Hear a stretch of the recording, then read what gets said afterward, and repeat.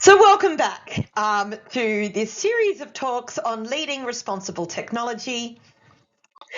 This time, I'm going to try to give you some tools. So how to think through this a little bit methodically. First of all is centering what matters. You can't make responsible decisions if you don't have a sense of what values should guide the decisions you make. So there's layers of this, right? Individually, you can ask what matters to you. What is your personal ethical orientation? Whether you've studied philosophy or not, most people will have a sense of what is right and wrong for them and how they make those kinds of decisions. Next step up, looking to the organisation. What matters for the organisation? Does it have a clearly stated list of values and objectives? Does it know what matters, right? And where do you go for that inside your organisation? So understanding what matters for you, understanding what matters for the organisation, but also recognising beyond that there's going to be various other things external that will be important. I've already mentioned in the previous lecture legal requirements. Right, so knowing what is the law actually says you have to do, that matters, right? You want to make sure you understand that. Not only domestic law, but international commitments, things like human rights. Yeah, so understanding, what is required from a human rights perspective in particular contexts. Maybe in your industry, there's a set of industry standards that guides members of that industry, or maybe there are national standards or statements that people use in your context, right, that are relevant to you, and you need to look at what those state and require.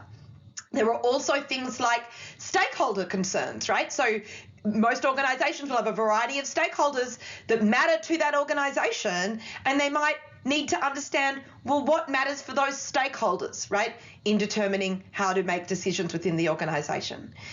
Even higher up again, a lot of organisations talk about a social license to operate, right? What is the community happy to have this organisation doing things in that community, right? It sort of, are they acting in a way that is considered appropriate in their, local, national, etc. context, right? So these are all the external forces that might also influence the values that matter for decision making. So then you have to sort of pull it all together, right? So you have to work out, well, what are the values? How do we make decisions? And as I mentioned already, compliance is kind of a baseline, right? You have to comply with the law. That's essential. But beyond that, there'll be other values that are really important and that need to be taken into account. Now, I would argue that these should be values that are genuinely held. I mentioned last time that the idea that only AI systems need to be sustainable is not a very genuinely held value if in other contexts you're making decisions that are not sustainable, right? So it shouldn't be just about the technology. It should be something that you're committed to across, your own decisions, the organization's decisions, right? It has to be a genuinely held value, not just something that only matters in a particular technological context, right? It's something that you really are committed to. And finally, it has to be context aware. The values that matter in a particular scenario are not indeed going to be uniform. And I'll give you an example of that.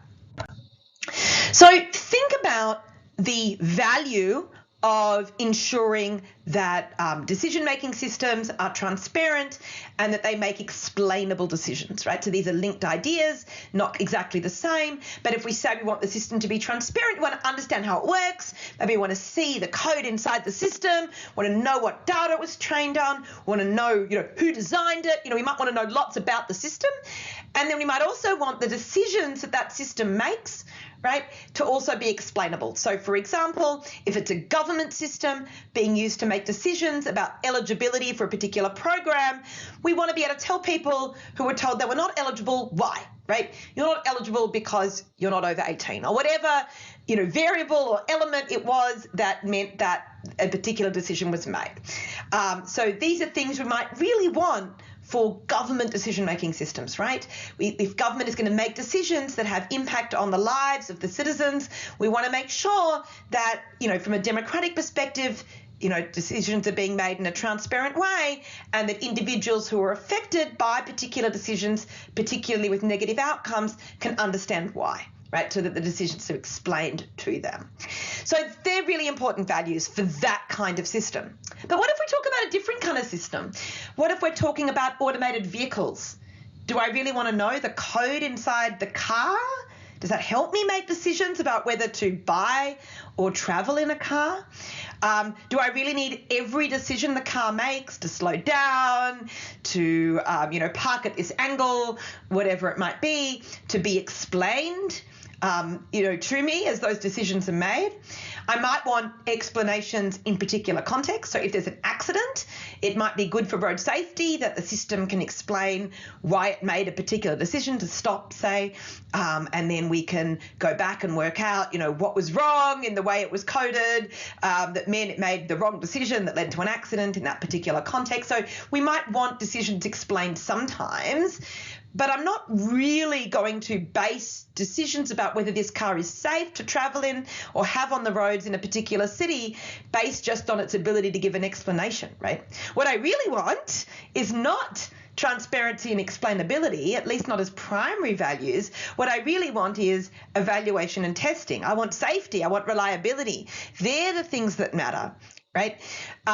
Whereas explainability and transparency might be far less important in that context compared to, say, the earlier context of government decisions about people's eligibility for a government program.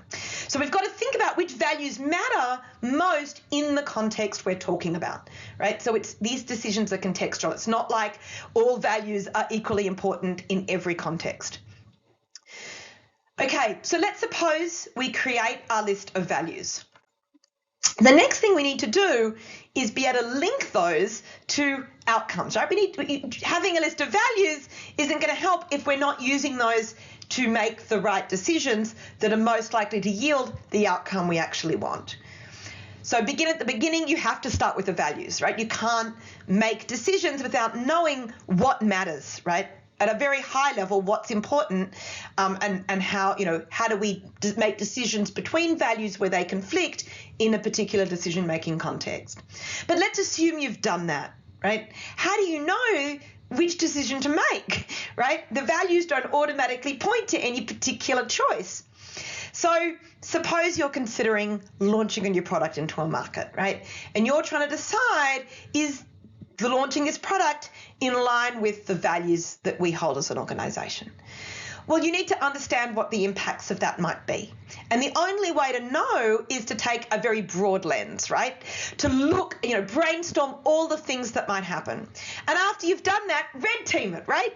Say, what assumptions are we making when we assume that these are the only consequences of this decision, right? So make sure you sort of interrogate yourself and try to get as full a sense of what might happen as possible. Take a full life cycle approach, right? So not just construction of a system and the system in operation, but also what the impacts and consequences might be when the system, ends, right? When the product is taken off the market. If you have a product on the market that assumes that you as a company are going to continue to operate, right? What are the implications if you don't? What harm might that cause if, you go back, the company goes into liquidation in the meantime? So a full life cycle approach to understanding what might go wrong across everything. Look at external and internal impacts. So some things might affect the organisation itself, but other things might affect other organisations or other individuals. So look at both. So take a broad lens and understand all the things that might happen. Then you have to really understand those impacts, right? So you might look at some of them and be like, that's very unlikely, and even if it happened, it's not a big problem, right? Other ones might have a higher probability of occurring and/or more consequence, a bigger negative impact if it indeed did occur. So you've got to research and learn how might these impacts play out, right? Where you can, you do evaluation and testing to really be able to predict impacts. It's very hard to just imagine them and know what's going to happen if you've never tested the system and seen what actually happens, right? So evaluation and testing is super important in understanding potential impacts. And where possible, you can actually quantify elements of risk, right? Understand probabilities and understand extent of various impacts. Okay. And then you want to make decisions, right? You want to make informed decisions based on that analysis. You want to stay inside any red lines you've set, right? So if you, for example, complying with the law is a set of boundaries, right? You've got to make sure you stay inside that line, right? How does that affect the decision? And then for risks, for things that might happen, how do you ensure decisions are risk informed? So that is, the really hard part. But let me give you an example of where evaluation and testing can be really important in making these kinds of decisions. The example is predictive policing. So this is a set of software that was used in a lot of US cities, but also elsewhere, and the picture is actually from Amsterdam, to help make decisions about where to deploy police. So you'd get a computer program, an algorithm that would look at crime rates in the area and use that to try to predict where is crime going to happen. And then you could send your police to the red squares, right? The places where crime is most likely to happen.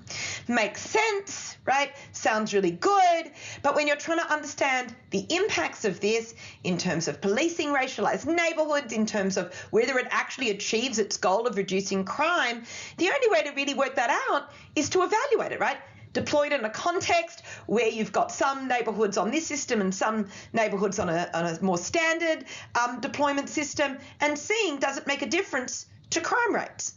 And the answer is, funnily enough, when we looked at this, 2 evaluations were done. One found no positive result, right? And the other one did find a positive result. So it showed that a particular software tool did have a positive impact on reducing crime. But the study that did that was conducted by people who were financially benefiting from the sale of that particular software product. So there's a real question there whether you trust the evaluation. But nevertheless, this was being deployed in many cities around the world despite the lack of an evaluation. And so that's a very basic thing, right? At core, if you're going to decide we're going to deploy this system in our police force because we want to reduce crime and that's going to have all of these positive effects for communities, then you've got to make sure that there's a link between the system and reduction in crime. And you've got to have good independent evaluations that you can rely on to know or to be able to predict that that is indeed going to be the impact of using these systems. You might also want to evaluate, for example, differential racial impacts of using the systems, and a whole variety of other questions, right? But none of that has been done at the time, when this was actually a really popular method for policing. So that's a very basic kind of way to ensure that the values you have some basis for saying, yes, this will achieve what we want to achieve, evaluation and testing. Another way to sort of get to where you want to go is to build things into systems. And this is very much the by design movement. It started with the idea of privacy by design, right? The fact that you could build compliance with privacy and data protection rules into systems. So you could program systems, for example, to delete data automatically when it was no longer needed. You could program kids' online games to prevent kids from sharing certain kinds of personal information in chat rooms, and so forth. So you can build systems to basically ensure that they handle data in line with privacy rules, both required by law and perhaps also some that the organisation is promoting itself. Now, we can extend beyond the idea of privacy by design to the idea of compliance by design, right? It's not only privacy rules we can build into systems, we can think about the other kinds of rules that we can automate and build into systems to ensure that compliance happens, right? So again, we can extend it out. But we can also, and I mentioned before, compliance is baseline. We can go beyond compliance and look at value-sensitive design. So value-sensitive design is a theoretically grounded approach which recognises that technological design choices have politics in that they embed particular values through what they enable, what they allow to happen, and what they prevent happening. So when you design a system, you enable certain things, but you also channel and constrain conduct in particular ways. So can we do that in a way that ensures that systems have the values we want them to have, right? And methodologically, value-sensitive design is a way of doing this, right? So you embed the values into design practice. You start by identifying the values, obviously, right, as I've already mentioned.